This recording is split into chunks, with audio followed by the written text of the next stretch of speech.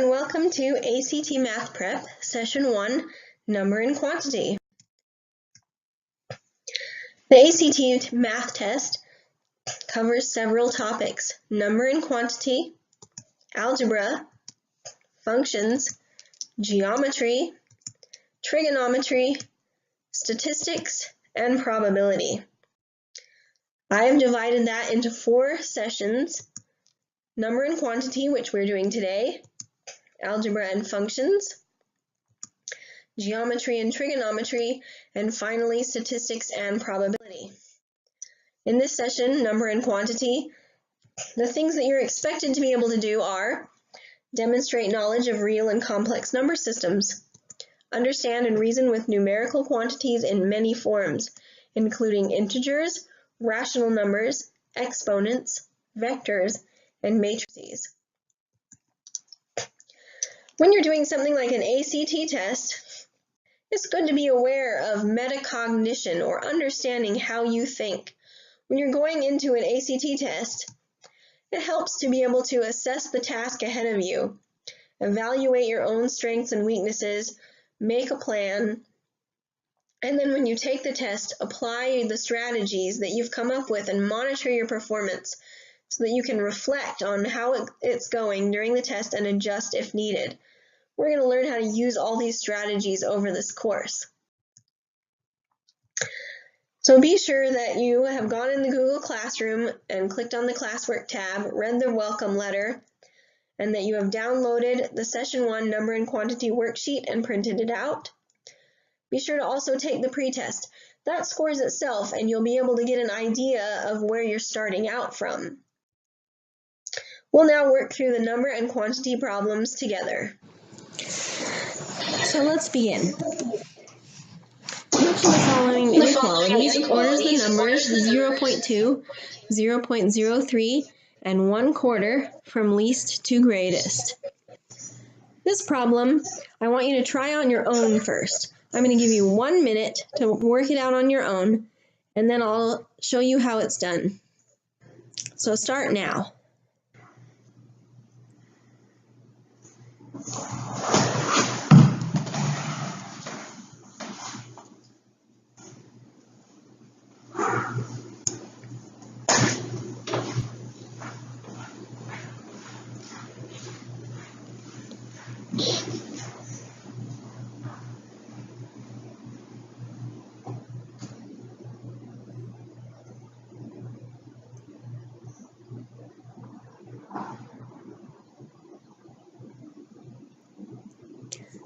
And that's 1 minute.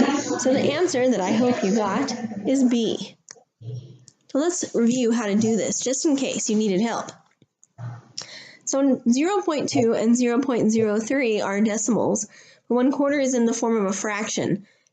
So if we change it to a fraction, so that all 3 of our numbers are decimals, then what's easier to compare them?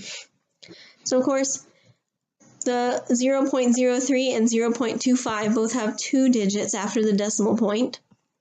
We can add a 0 to that one, and then it's easy to compare, right? So our 0.03 is the smallest, followed by the 0.20, and last the 0.25. So choice B, that's the order that they're in, is the correct choice. Next problem. In 1985, the cost of clothing for a certain family was $620. In 1995, 10 years later, the cost of clothing for this family was $1,000. Assuming the cost increased linearly, what was the cost of this family's clothing in 1991? So when I'm taking a test, like the ACT test, a very helpful thing to do is to make sure you know exactly what they're asking you to find, okay? So I make a note for myself. I'm looking for the cost in 1991, and I'll make a little note and put a square around it. That way I know what it is that I'm supposed to be finding. Sometimes in these problems, you have multiple steps, and you end up solving for more than one thing in the course of solving the problem, and you can end up saying, oh, I think I'm done, but you're not actually done. So being aware of what it is that you're solving for is really helpful. All right, so let's look at this one. This one has a clue. Always be careful when you're reading these problems and look for keywords. The keyword in this problem is the linearly. Linear, that's a linear equation, and that tells me that we're having to make a linear equation. That means finding a slope. A slope is anything that is changing its rate of change.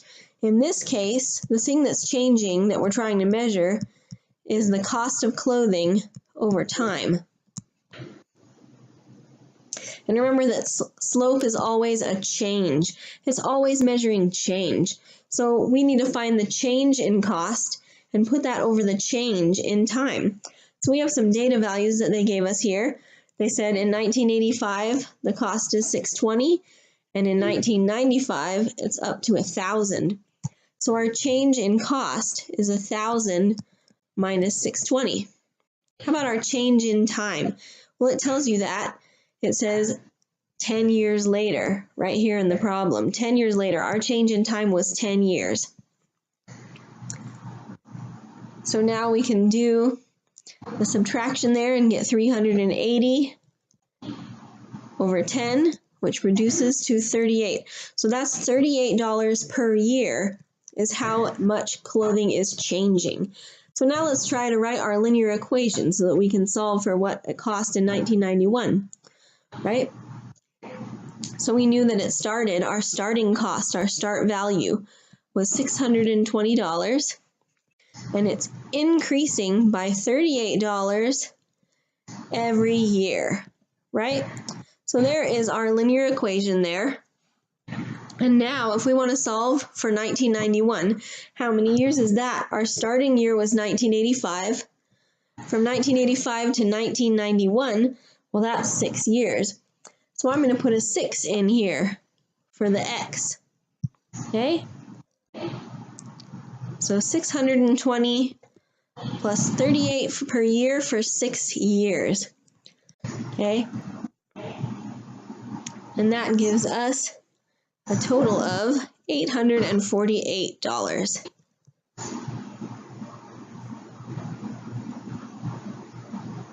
All right, next question. And this is another one that I want you to try on your own.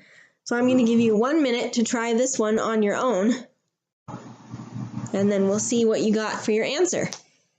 So go ahead and begin.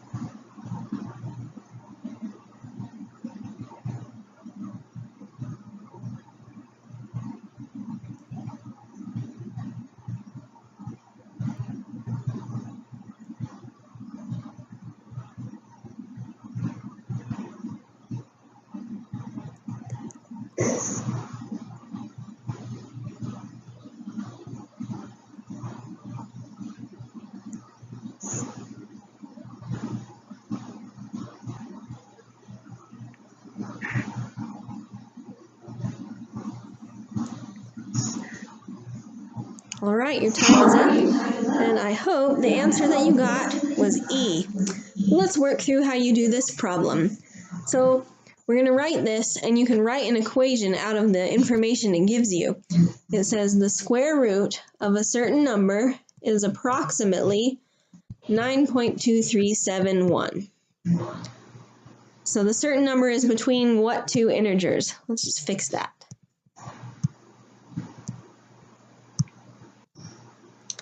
Okay, so how do you get rid of a square root? If the square root of x is approximately 9.2371, we can get rid of the square root by squaring both sides of the equation. And that tells us that x is approximately 85.324. So if we look over at our answer choices, 85.324 is between 81 and 99, which is choice E.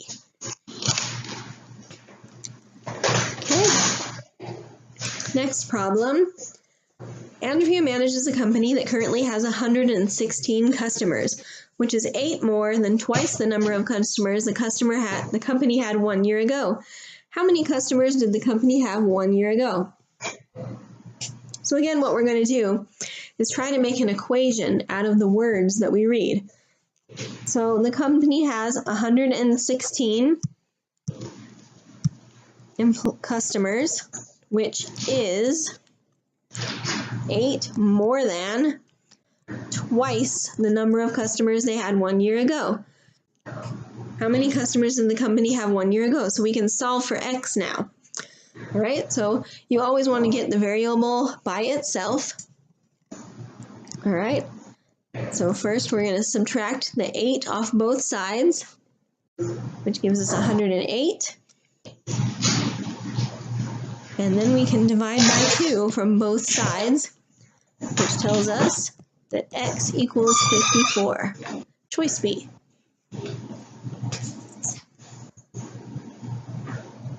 Okay, sometimes on the ACT test, they give you information that you need to use for more than one problem. So an example here, we have this information and we need to use it to answer both questions 5 and 6. All right, so let's look through it. Carrie's Chocolate Shop and Tamika's Treat Shop both sell candy in boxes. The table below lists the price, the total amount the customer pays, of each box of candy sold at the shop. For each shop, there is a linear relationship between the price of a box of candies and the number of candies in that box.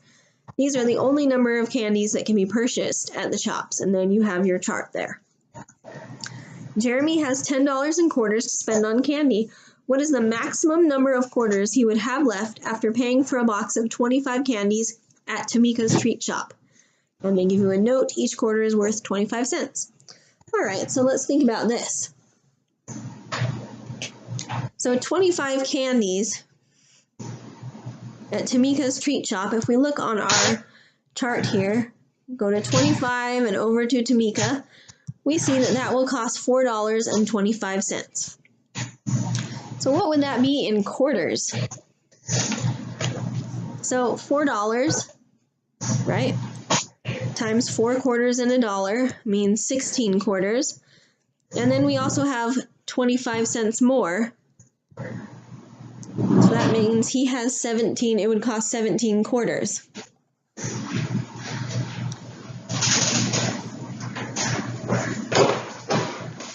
And he has $10 in quarters to spend on candy. So $10 in quarters, that's 40 quarters. So if he has 40 quarters and he's going to spend 17, that means he'll have 23 quarters left over. Choice D.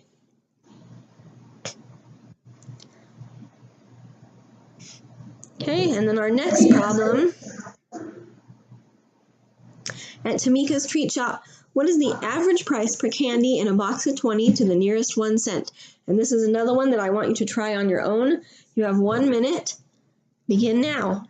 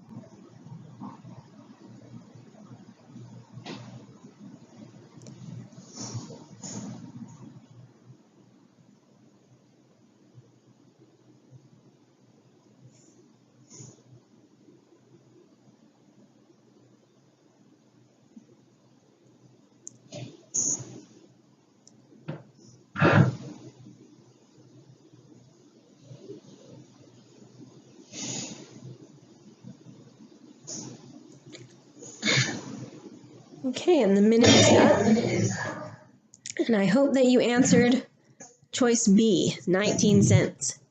Let's look at how you solve this one.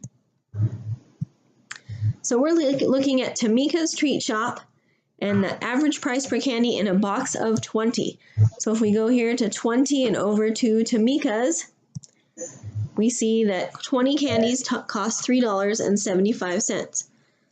Okay? The word per in this problem, that tells me it's going to be a fraction. Per always means divide. And it wants price per candy. That means we're going to make a fraction with price per candy. So the price is $3.75 per 20 candies. So if we divide that, then we get 0.1875. And of course we need to round to the nearest 1 cent because this is money we're talking about, right? And that is 19 cents, choice B.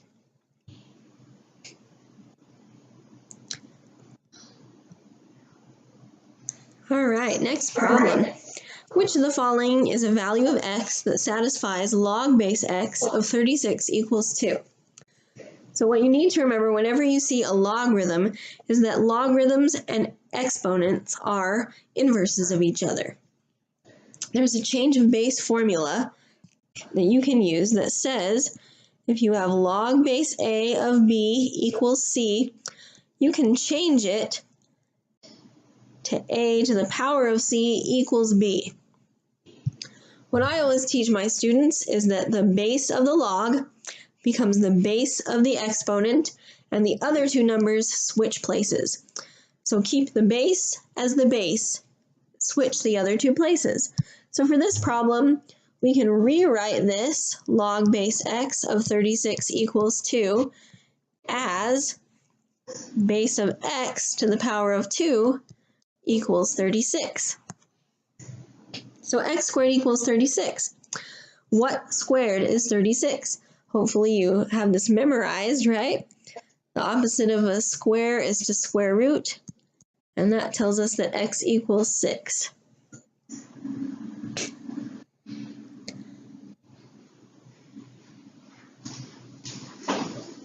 All right, number 8. If x and y are positive integers such that the greatest common factor of x squared, y squared, and xy cubed is 45, then which of the following could y equal?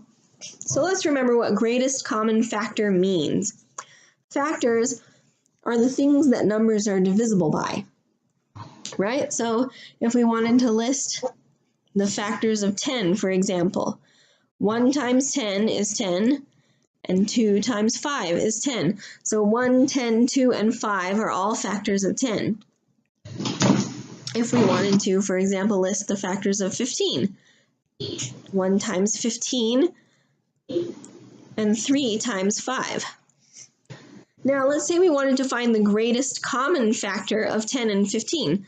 So that means you're looking for the greatest, the biggest, common, the one that they both share, factor. So in this case, the greatest common factor would be 5. 5 is the greatest number that they both share as factors. So now let's look at our x squared, y squared, and xy cubed. That means x squared, y squared means x times y times y. Those are also its factors, xx, yy, right? So their greatest common factor, they both share an x, and they both have at least 2 y's. So xy squared is the greatest common factor of those two terms. And the problem tells us that that is 45. So now let's solve for a possible value of y. So think about the number 45. What we basically have here is a number x times a perfect square number that equals 45. Can you think of two factors of 45 where one is a perfect square? Now how about 5 times 9? Right? 5 times 9 equals 45, and 9 is a perfect square number. 9 is 3 times 3. So that means that our y value could be 3, choice E.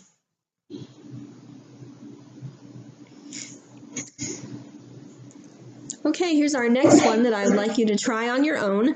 You have 1 minute to try this problem and then we'll explain it. So get ready and begin now.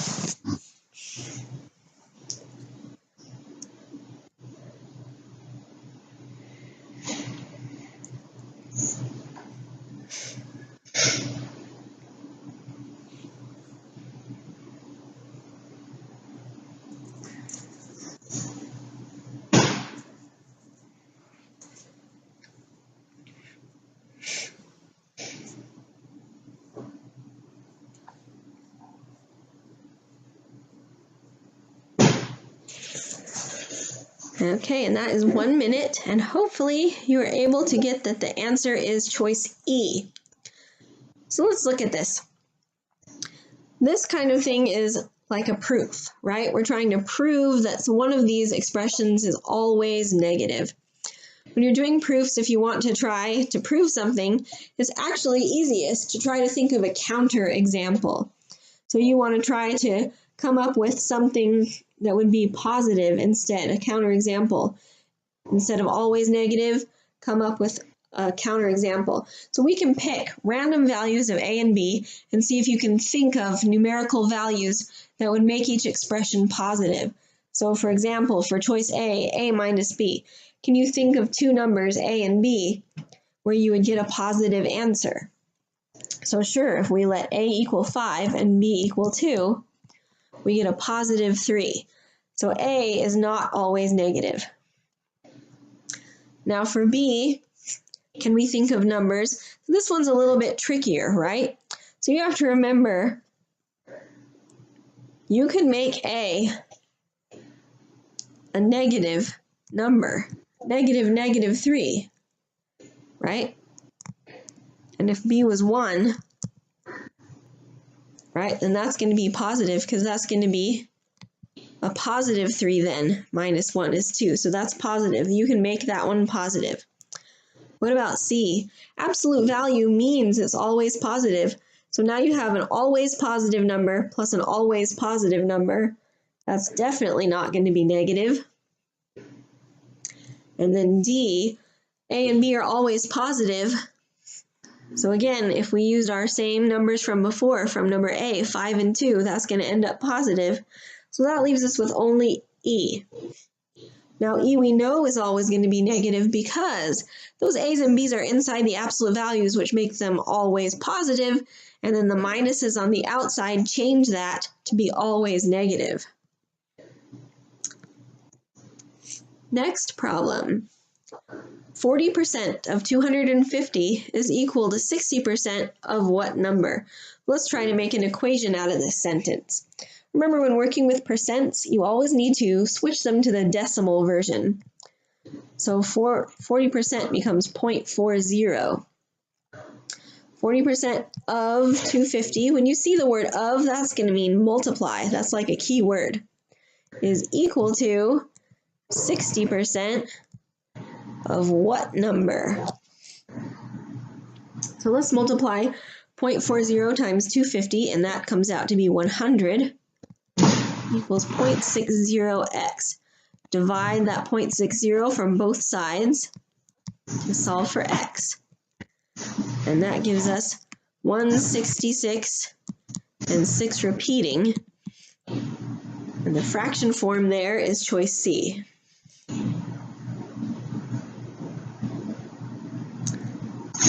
All right. In our next problem, we're dealing with complex numbers. Complex numbers are numbers that are made up of regular numbers added or subtracted with I. And I squared is called the imaginary number. Its definition is that I squared equals -1. Okay? So if stuff like this freaks you out, what you want to think of is, what is this actually asking you?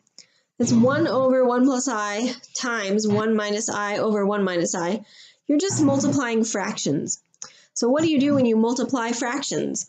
If you were going to multiply 1/2 times 3/4, all you do is top times top and bottom times bottom, right?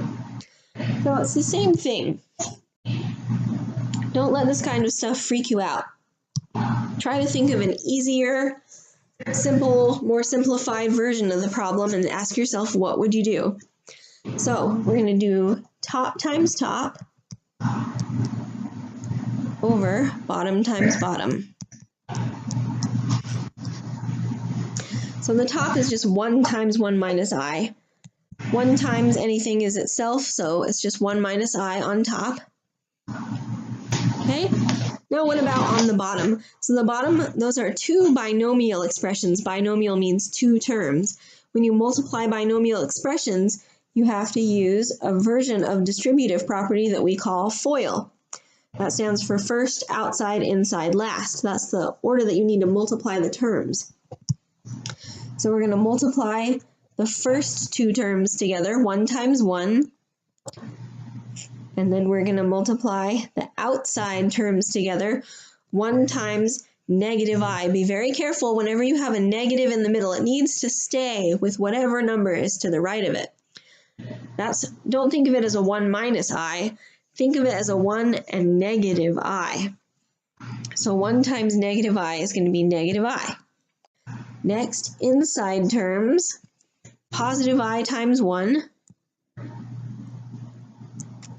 And then finally, our last terms, positive I times negative I. Positive times negative is negative, and that's going to give us an I squared.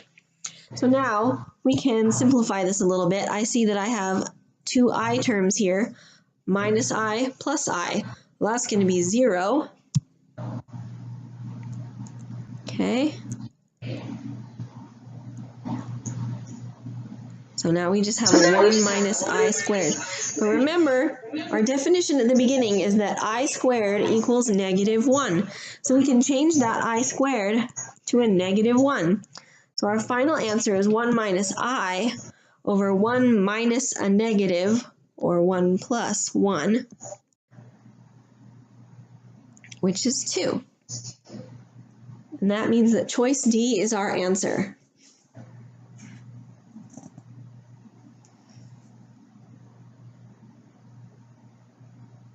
Okay, for our next problem, we have Diana is baking bread, and the original recipe calls for 1½ teaspoons of yeast and 2½ cups of flour. Diana will use the entire contents of a packet that contains 2¼ teaspoons of yeast, and will use the same ratio of ingredients called for in the original recipe. How many cups of flour will Diana use? So, our keyword here is ratio. Whenever you see ratio, that's like a clue that you're going to be using proportions. Okay? So when we set up a proportion, you have to make sure that you line things up correctly. So the original recipe will be 1 fraction, and then the new recipe will be a second fraction. So original recipe is 1½ teaspoons of yeast to 2½ cups of flour. That's the ratio. And we want to know if she's going to use 2¼ teaspoons of yeast. Make sure, because we put yeast on top of the fraction the first time, we need to put yeast also on top of the fraction for the second one. How many cups of flour? And then, of course, to solve a proportion, you need to cross multiply. And there's another clue here in your answer choices. All the answer choices are in the form of fractions. That means that as we work, we need to stay in fractions so that our answer will also be in fractions. Okay, so we're going to cross multiply here. 2½ times 2¼ Okay.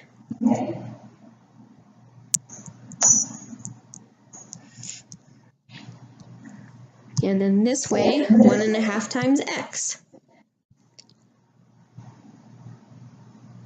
Okay. So You know, sometimes these fractions, they're actually not too hard.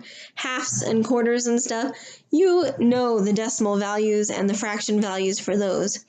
So it's actually easier in this case to just change them over and then change them back at the end, since these are easy decimals and fractions to work with.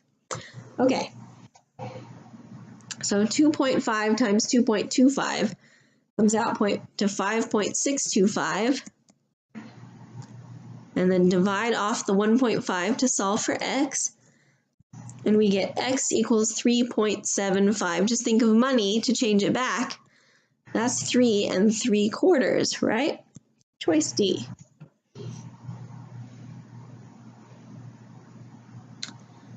All right. And here's our next problem. Now we're looking at matrices. So they give us 4 matrices and they want to know which of the following matrix products is undefined. When you multiply matrices, what you need to do is you take a column in the first matrix and you multiply it by the row in the second matrix. That means that you have to have the same number of items in your column from the first matrix as you do in the row of the second matrix. Okay, so a little way to remember it is items in the column of the first matrix have to equal the number of items of the row of the second matrix. Okay, so let's look at our choices here. So WX, well, we just did that one. There are 2 items in the column and 2 items in the row, so that would be okay to multiply. Whoop. What about WY, choice B? So W has 2 items in the column and Y has 3 items in the row. That is the one that can't be multiplied.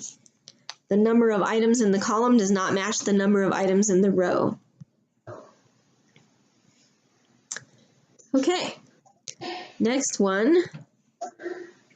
After polling a class of 20 music students by a show of hands, you find that 8 students play the guitar and 9 students play the piano.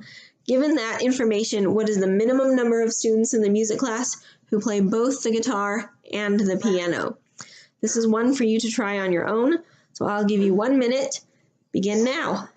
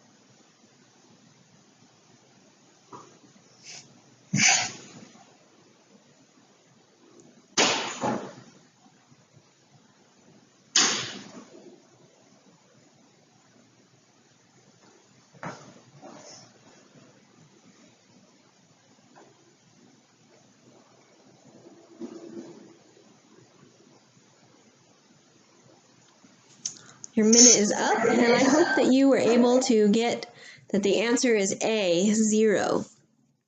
So when we read this problem, there are 8 students that play the guitar and 9 students that played piano. If there was no overlap at all, the students that played guitar, none of them also played piano, the maximum number of students that play one of the 2 instruments would be 17.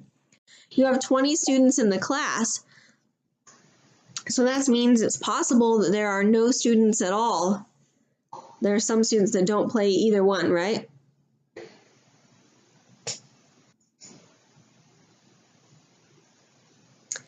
All right. Next one. A teacher assigns each of her 18 students a different integer from 1 through 18.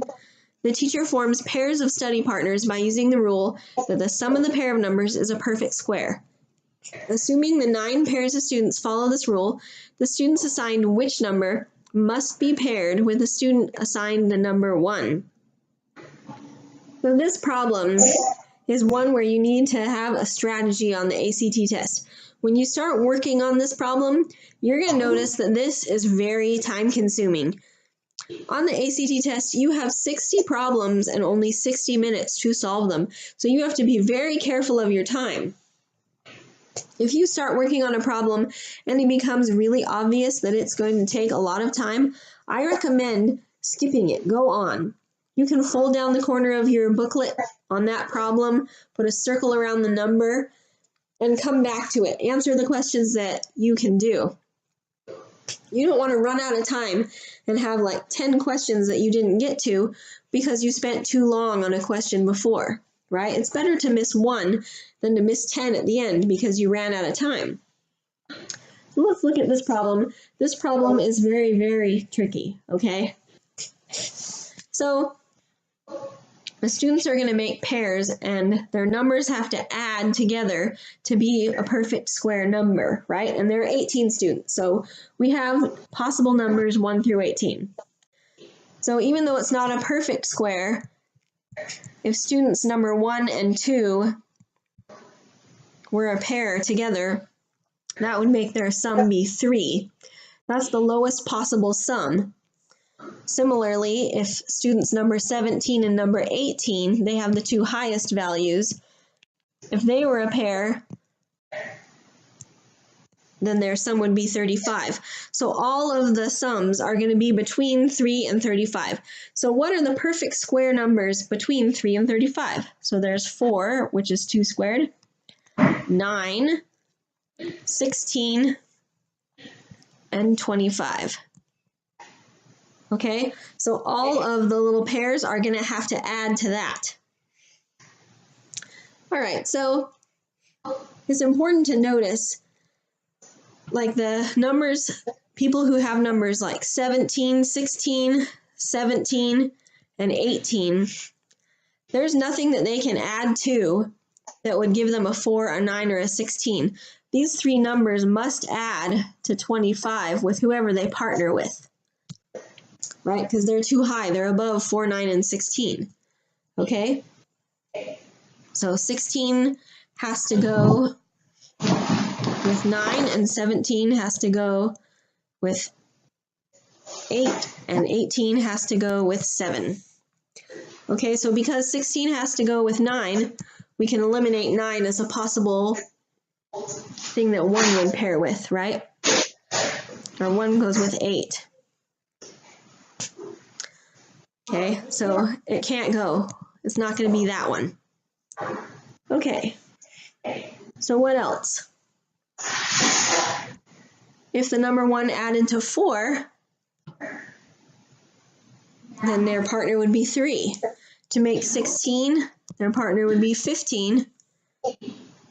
And to make 25, their partner would have to be a 24, but there's not 24 kids in the class, so it's not that one.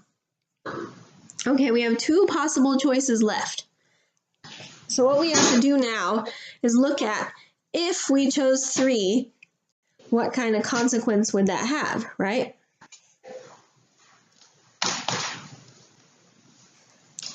So let's look at the number 15 here.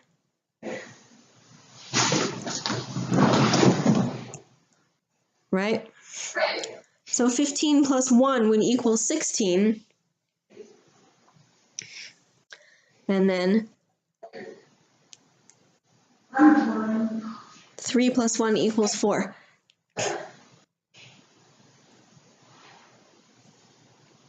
Okay, so we have a few others now that have to go with things because of what we've done. So the numbers 7, 8, and 9, right? We already got from before that 8 has to go with 17, and 7 has to go with 18, and 9 has to go with 16, right? So if we put the number 3 with the number 1, then the number 4, it has to add with 12. And that means that our 16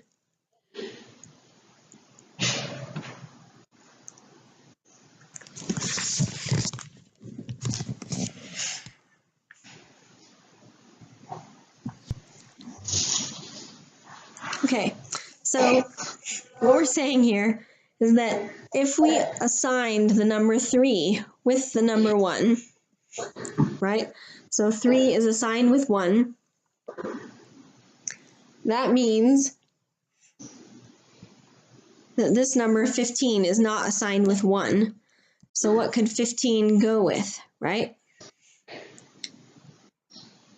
So 15 and 1 makes 16. That means that the 15, whatever it adds to, has to be 25 instead of 16. And that would mean that 15 has to be assigned to 10. Okay?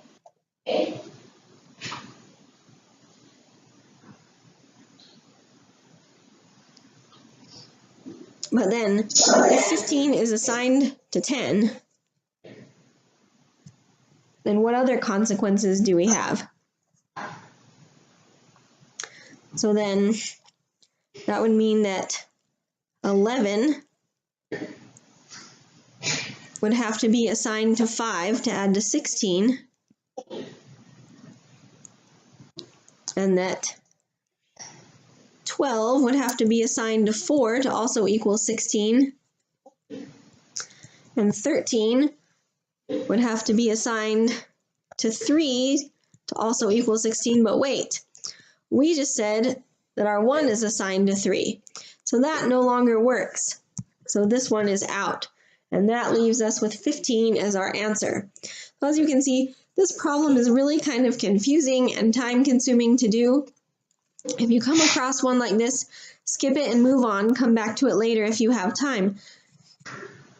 There's nothing wrong with guessing either. You don't get penalized for guessing on the ACT test, so go ahead and do that if you need to. All right, on to a better problem. Lucky found $8.25 in pennies, nickels, dimes, and quarters while walking home from school one week. When she deposited this money in the bank, she noticed that she had twice as many nickels as pennies, 1 fewer dime than nickels, and 1 more quarter than nickels. How many quarters did Lucky find that week?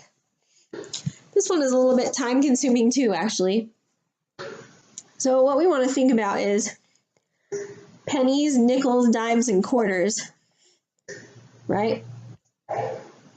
We can write little equations. Nickels are worth 5 pennies. Dimes are worth 10 pennies, and quarters are worth 25 pennies. The reason why we'd want to do this is because we don't want to write equations with P's and N's and D's and Q's. You always want to try to work with one variable if possible. So if you can put everything in terms of one of them, then that helps out a lot. And to keep it going, our $8.25 is going to be 825 pennies. Okay, make sure you put everything into pennies. So now let's use our other information. She has twice as many nickels as pennies. So she has like this. And she has 1 fewer dime than nickels. So we can write this equation here. And 1 more quarter than nickels. So we can write this equation here. Okay? So now let's substitute in our little values, right? Nickels are 2 times the pennies, or nickels are worth 5 pennies, right? So 5 times the nickels, and then 10 times nickels minus 1. But remember,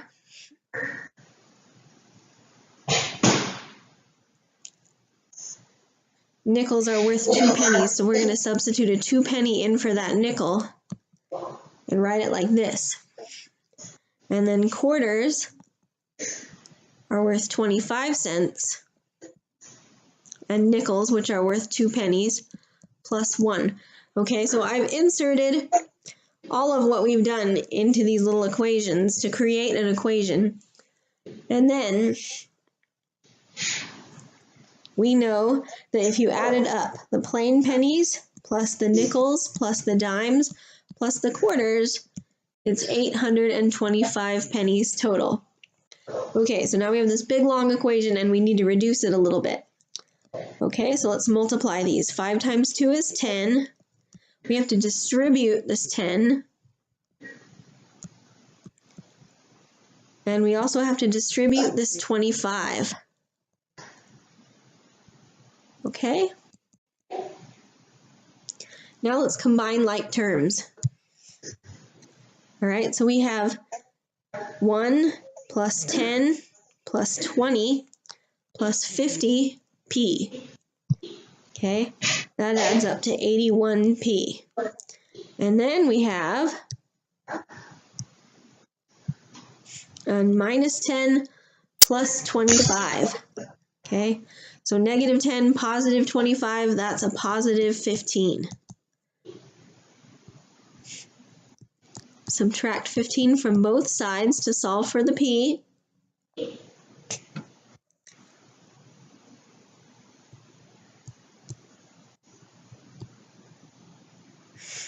And then divide by 81.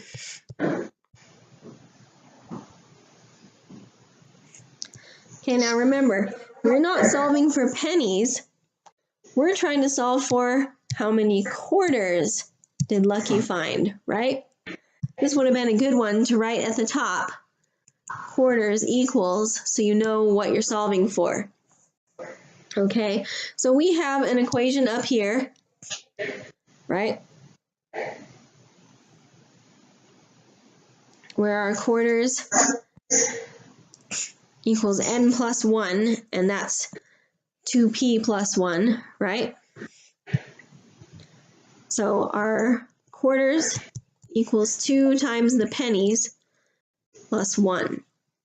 That's 20 plus 1, 21 quarters. Choice D.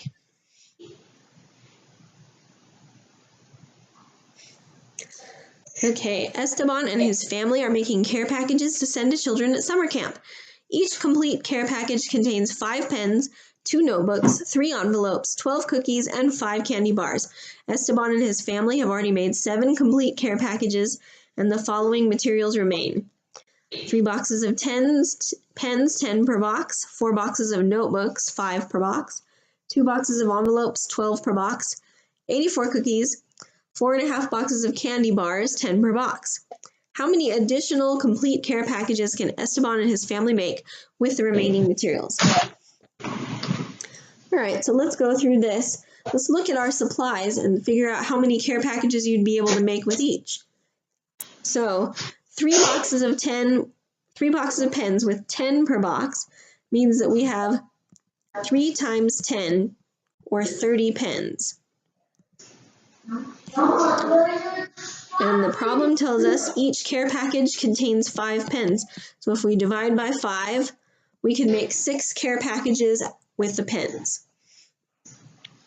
4 boxes of notebooks with 5 per box makes 20 notebooks. And we put 2 in every care package, so we can make 10 care packages with notebooks. 2 boxes of envelopes times 12 per box makes 24 envelopes. And we're going to put 3 in each care package. So that makes 8 care packages that we can make with the envelopes. 84 cookies, and we're going to put 12 in each box. That makes 7 care packages we can make with the cookies. And finally, 4.5 boxes of candy bars times 10. That makes 45 candy bars, and we're going to put 5 in each box, which leaves us 9. We can make 9 care packages. So here are all the different ones. How do we know how many care packages we can make? Well, it's going to be the one with the least amount, because that's going to determine it. You won't have leftover pens after making 6 care packages. You won't be able to make a complete care package beyond 6. So our answer is 6. Okay, next problem. Dimitri bought a pair of pants at the discounted price of $30. The original price of the pants was $40. What was the percent of the discount? Okay, so let's work on this problem here. Okay, so we're looking for the percent of the discount. This is very important. We don't know the discount. They've given us the discounted price and the original price. So can we figure out the discount from that? Well, yes. If the original price was 40 and the discounted price is 30, then that means the discount was $10. So when you're finding a percent, you take what you're trying to find the percent of and put it out of the total. So we're going to put it out of the total price. Okay, so 10 out of 40, if you type it in a calculator, or hopefully you know this decimal, gives you 0.25, which is the same as 25%. Right, percents and money are really similar. Think about cents for $1. There's 100 cents in $1, and 25%. There's 100%. Stands for out of 100. So 0.25 would be 25 cents in money, and it's also 25% in percents. Okay, next problem. And here's another one for you to try on your own. All right, so I'll give you 1 minute. Go ahead.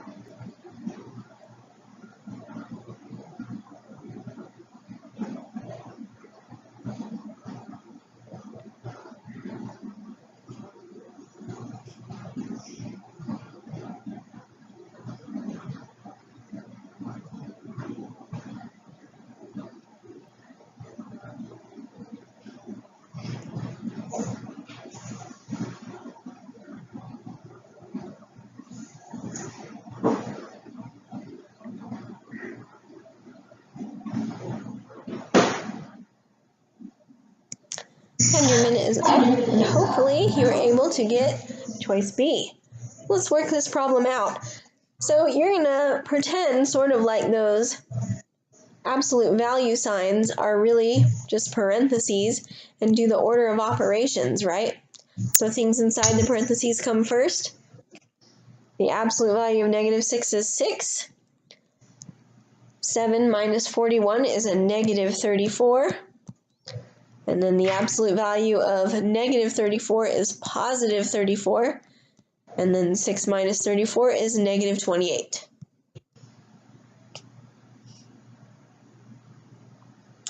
Alrighty. Samantha, Nyla, and Jerry own shares of stock in the Triumph Hotels Company. The shares of stock that they own have a combined value of $6,880. Samantha owns 70 shares. Nyla owns 50 shares, and Jerry owns 40 shares. What is the value of the shares Samantha owns?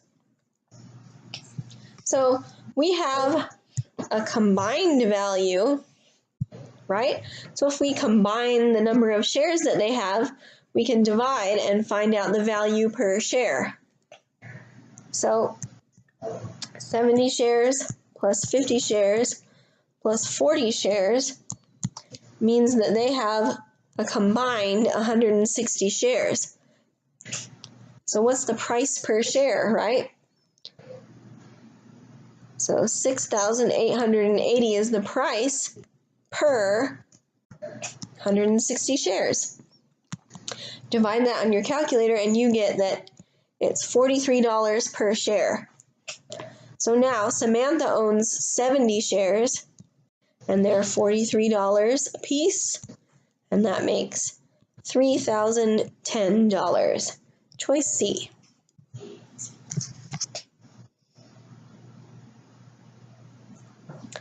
All right, and now we have our next one for you to try to solve on your own. The new club wants to attract customers who are at least 18 but less than 30 years. Oh, there's a little typo right there. Let's fix that. Years of age.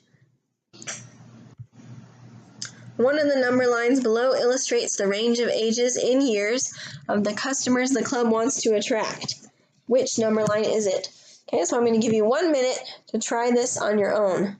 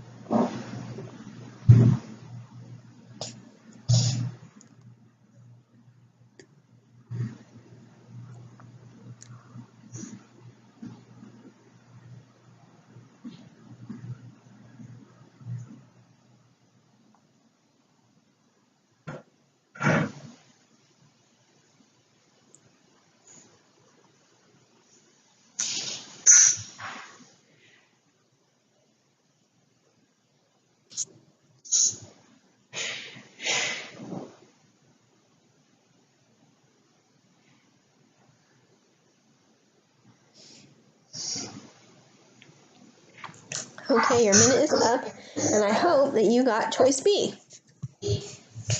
Okay, so there are some important rules that you need to know about things like at least, less than, at most, greater than, okay? When you see the words at least or at most, right, that means that the number that they're talking about is included.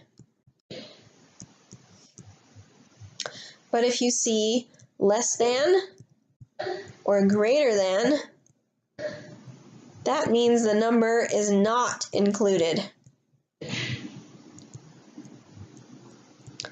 Okay, and on a number line, we signify not included with an open circle and included with a closed circle. Okay, so first we have at least 18, right? So that means 18 is included. Okay, so if we put here 18 and 30, at least 18 means 18 is included. And then we have less than 30. Less than means not included. And then at least 18, less than 30, it's going to be all the things in the middle, just like choice B. Which of the following integers is closest to root 50 over 2? So you're allowed to use a calculator on this test. Go ahead and use it, right? If you type in square root of 50,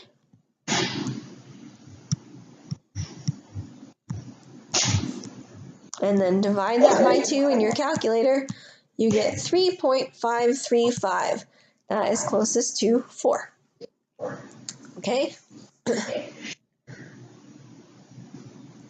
The other way to think about this is square root of 50 is in between what perfect squares that you know. So it's really close to 49, right? And then that's a 7 squared, and then 8 above it is 64. 8 squared is 64. So it's in between these two. 49 divided by 2, square root 49 divided by 2, that's 7 over 2, or 3.5. 64 square root is 8, so that's 8 over 2, or 4. Right? So this 50 over 2 is going to be in between 3.5 and 4. So it's closest to 4. But I would do the calculator way because that's faster. Okay. 23. The ratio of Jane's age to her daughter's age is 9 to 2. The sum of their ages is 44. How old is Jane? So again, we have our keyword here, ratio, which tells us we're going to be making a proportion.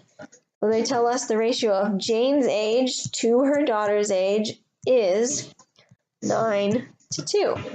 And they also tell us that the sum of their ages is 44.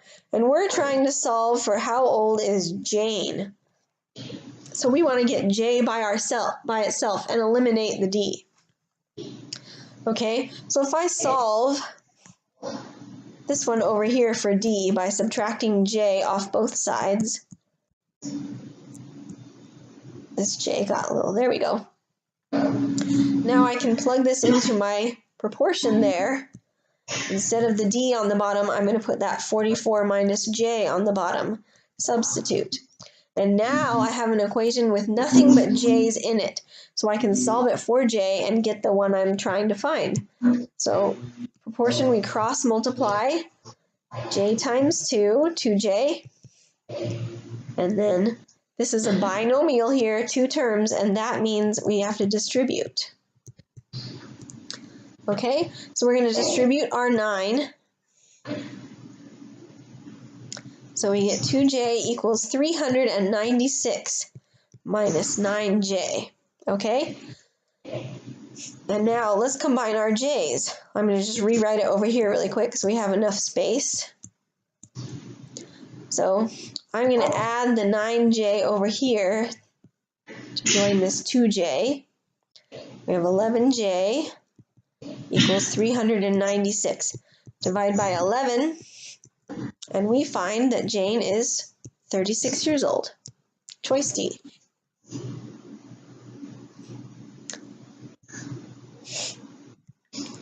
All right, our next problem. For the next school year, a college will use 1/9 of the money in its operating budget for library books and 1/6 of the money in its operating budget for scholarships. What fraction of the operating budget remains for other uses? This is one for you to try on your own. You have 1 minute. Go ahead.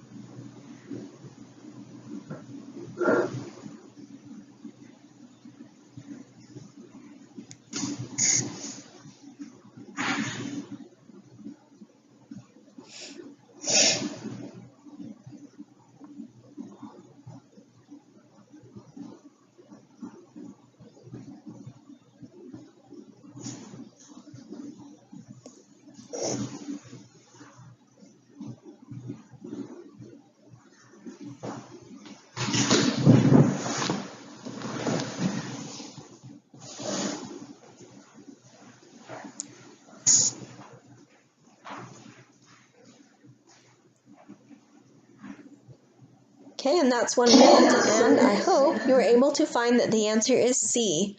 But let's explain how we do this.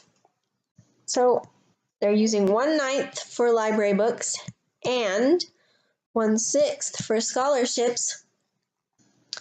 And then whatever's left over, it has to equal one whole budget, right? Okay, so 1/9 plus 1/6 plus whatever's left has to equal one whole budget. Now our answers here are in fractions, which means we want to stay in fractions as we work. To add fractions, you need a common denominator. So 9 and 6, their common denominator is going to be 18.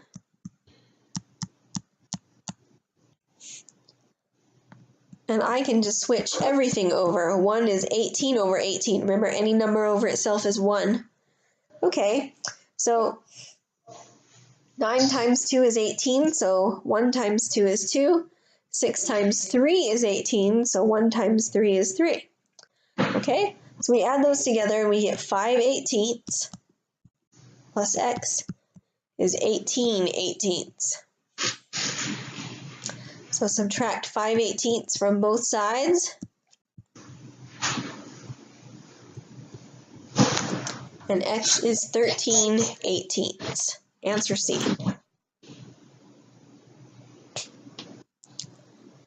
Number 25. A fabric store sells flannel and calico fabrics. Joan pays $25 for 3 yards of flannel and 4 yards of calico. Chris pays $11 for 1 yard of flannel and 2 yards of calico. What is the price of 1 yard of calico? Okay, so I'm going to make my note. I'm trying to solve for calico. Okay, let's make some equations here. Okay, so it was $25 for 3 yards of flannel and 4 yards of calico. And then we also have $11 for 1 yard of flannel, and 2 yards of calico. Okay? So we're trying to solve for C. That means we want to eliminate F. So there's a trick you can do when you have equations like this, and they're all kind of nice and lined up, right? You don't have one that's like a F equals or any squares or anything like this. You have numbers lined up and F's lined up and C's lined up in the two equations. That means I can use a multiple of one of the equations to eliminate the F, because you can use a multiple of one equation and add or subtract it to the other equation and eliminate a variable. So if I multiply this bottom equation by 3, that turns that F into a 3F. And then I can take my top equation just how it is and subtract it. So 33 minus 25 leaves 8. 3F minus 3F leaves 0 F's. We just eliminated our F. And 6C minus 4C leaves 2C. And see how easy that is. 8 divided by 2. C equals $4.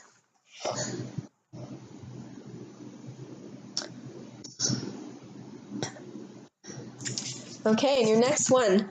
Which of the following is equivalent to 8 squared times 4 to the power of 0.5? Here's one to try on your own. You have 1 minute.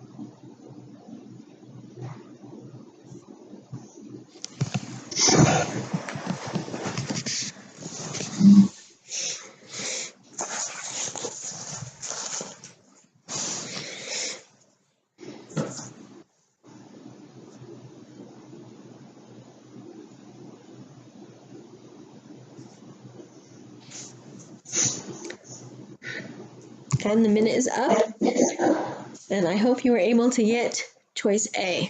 So let's show how to do this one. So 8 squared, we know what that is, that's 64. But what is 4 to the 1/2 power? So there's a rule with exponents that any number to the 1/2 power is the same thing as the square root of that number. So 4 to the 1/2 power is the same thing as the square root of 4, which is 2. Okay? So 64 times 2 is 128. So they've given us all the answers here in terms of powers, right? So you could do it this way, get the 128, and then you could type each of these answer choices in your calculator. You could type in 2 to the 7th, 4 to the 4.5, and see which one equals 128. Right? Another way to do it is to say 8 and 4. Could you write those both as a power of the same number, right? And it turns out that 2 is the only thing you can write them the same power. 8 happens to be 2 cubed. So 8 squared is 2 cubed squared, right? And 4 is 2 squared. So 4 to the 1/2 is the same thing as 2 squared to the 1/2. Okay? And that means that you have 2 to the 6th here and 2 to the 1 here, which makes 2 to the 7th total. So there's kind of two ways to do this, right?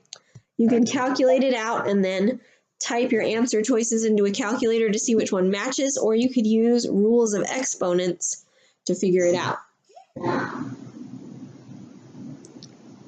Okay. Next one. The school admissions office accepts 2 out of every 7 applicants. Given that the school accepted 630 students, how many applicants were not accepted? Okay, so we have to be careful here because they're giving us a ratio, but it's the ratio of how many they've accepted.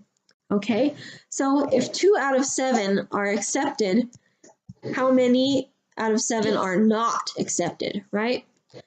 So 7 minus 2 leaves 5 left over. So now we've made a ratio for not accepted, and that's what we need, okay? So we know how many were not accepted is what we want here out of the total. But what's the total that applied? All we have is the total that were accepted. But of course, the total that accepted are going to be the number, total that applied are going to be the number accepted plus the number not accepted, and that's how you get your total there. And now we can cross multiply. And remember, we have a binomial again here on our denominator, which means we are going to have to distribute this 5. Okay, so 5 times 630.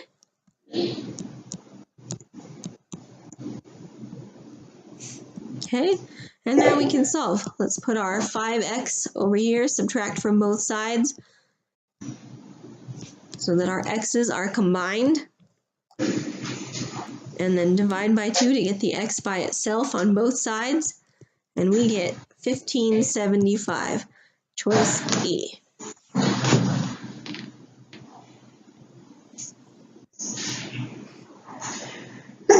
Okay, our next problem, we have logs again. So we're going to work with the same rule that we did before. You remember it. Log base A of a number equals another number, and we can change it to an exponent with the same base and just change the order of the other numbers, right? Keep the base of the log, the base of the exponent. So in this case, we're going to keep the base of the log as the base of the exponent. Okay, and then switch our values. I had to put an X in there, right? Let's just mark that up. Okay, so we had this log base 2 of square root 8, and I set it equal to X because that's what we're looking for. And what we get here is 2 to the X power equals square root 8 when we change it. So 2 to the X is up there in the power. So can we rewrite the square root of 8 as a power of 2 somehow? Right? So remember from a couple problems ago that a square root is the same thing as a 1/2 power. And we also knew that 8 is 2 cubed. Knowing that 8 is 2 cubed is actually something that's really useful on tests like this. They like to have that pop up. Okay, they know that most people know their squares, right? 4, 9, 16, but not many people know cubes. And 2 cubed is one that they use a lot. So if you can recognize that 8 is 2 cubed, that will really help you out on standardized tests. Okay, so this tells us that 2 to the X is equal to 2 cubed to the power of 1/2. So we just multiply those powers there. And now we can see that our X is equal here to 3/2. Choice B.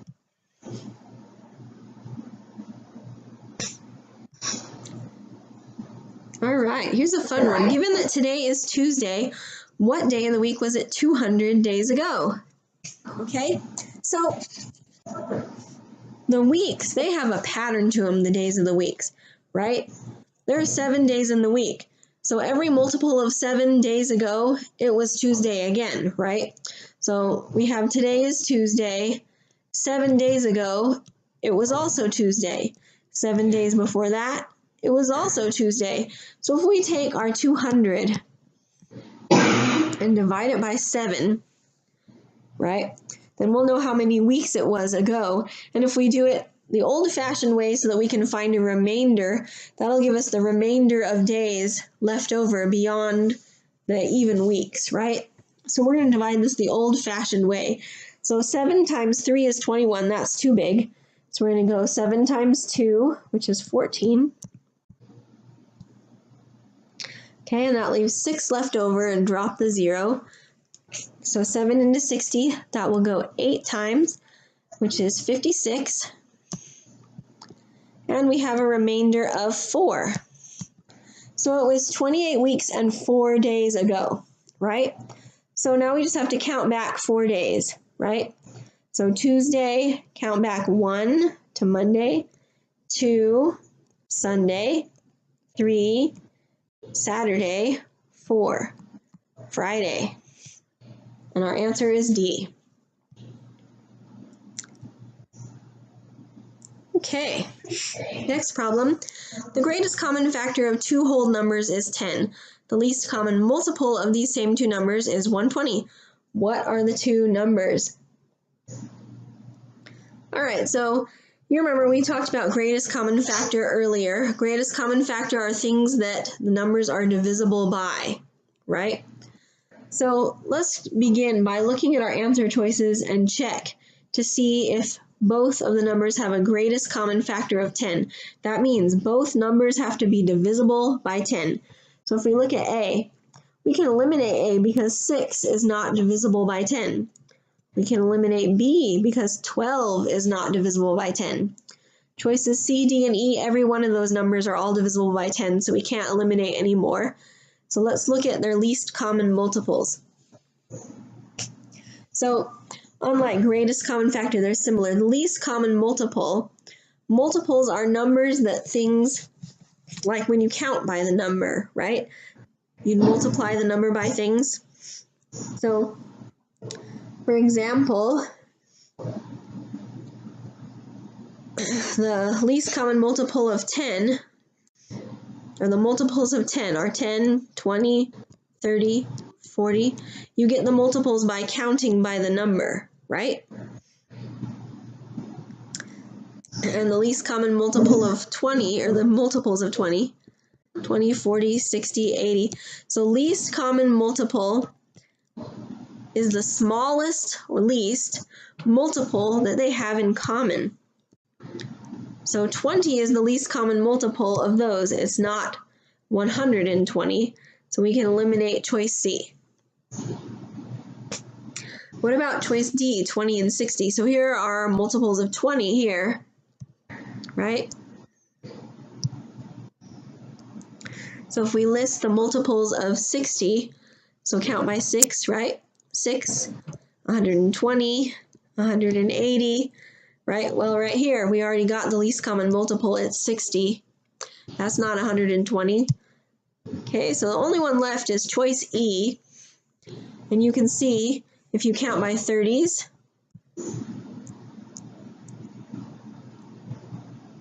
so we get 120 there. And count by 40s, and there we go.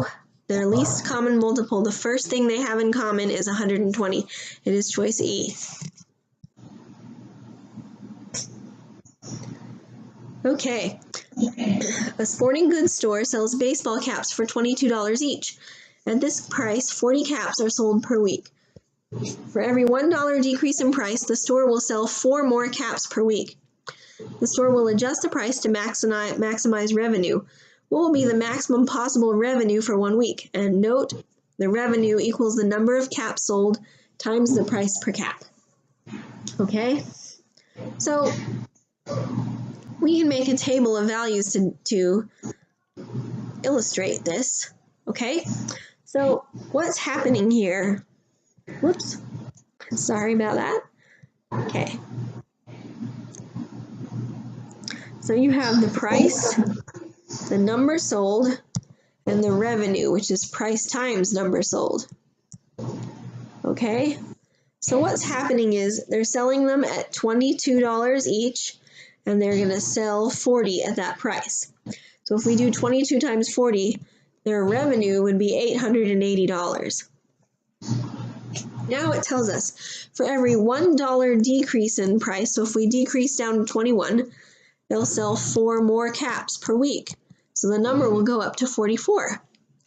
So we can multiply those and see that if they decrease the price, their revenue would go up. So we can keep going to see what we're looking for is when the revenue stops going up and starts going back down again. Okay? So count down by 1, up by 4, and multiply them together. Still going up.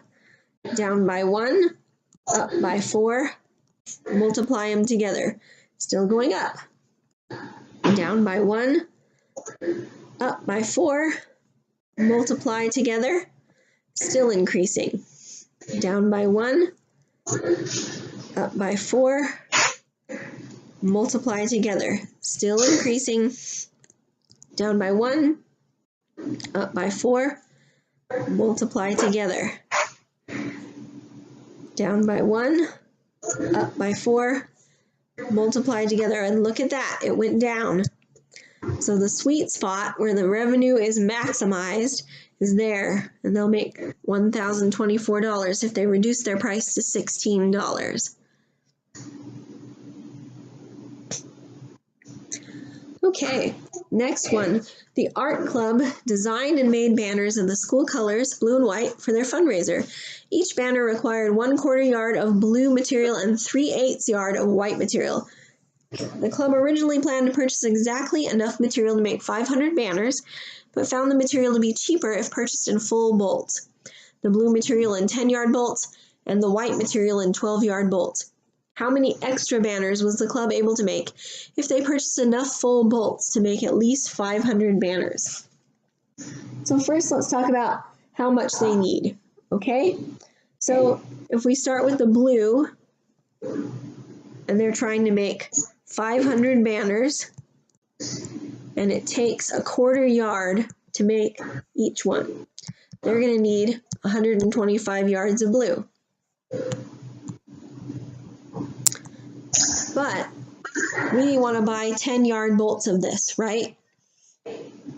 So 10-yard bolts times what gets us really close to 125, right?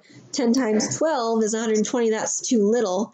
So we have to go with 10 times 13 or 130, okay? Now let's look at the other color, so the white material. Again, they want to make 500 and it takes 3/8 of a yard to do that. So we multiply that and get, they need 187.5 yards of white. White comes in 12-yard bolts. So 12 times what gets us close? You could type 187.5 divided by 12 in your calculator to see what you get close to, right? And you get 15 point something, so we round up to 16. And that equals 192 total yards. So now we're going to work backwards and see if we purchase 130 and 192, how many would that make, right? So we're going to work backwards. Okay, so before when we were going forward, we did 500 times 1/4. So now we're going to do 130 divided by 1/4. And that ends up being enough to make 520 banners. 192 yards of the white material divided by 3/8. And that tells us we can make 512 banners. So just like the problem before where we were assembling those care packages, the one that has the least amount is going to determine how many extra we can make, right? So 512, we can make 12 extra banners with this material, choice A. Okay, and final problem for this lesson. The table below shows the numbers of rows and columns in each of 5 matrices for distinct values of K, M, and N. Which of the following matrix products is not possible? So you have 1 minute to work on this. Go ahead.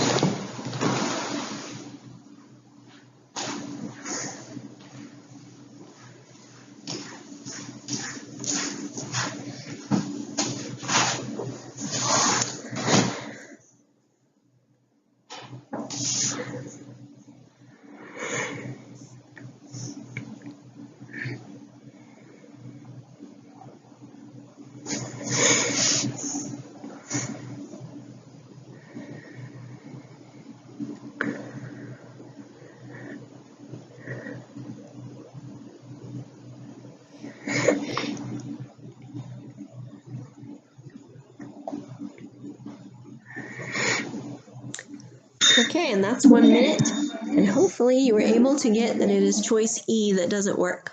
So remember, the number of items in the column of the first matrix has to equal the number of items in the rows of the second matrix. So to do this, we can compare. So ED, choice A, has M columns and M rows. So that one's okay. You can multiply that. Okay? Next one, DC. D has K in its columns and C has K in its rows. That's a match. So you can multiply those. CE has N in the columns and N in the rows. So that's fine. You can multiply those. AE has N columns and rows. So you can multiply those. And finally, AC has N in the columns and K in the rows, so that's the one that does not work.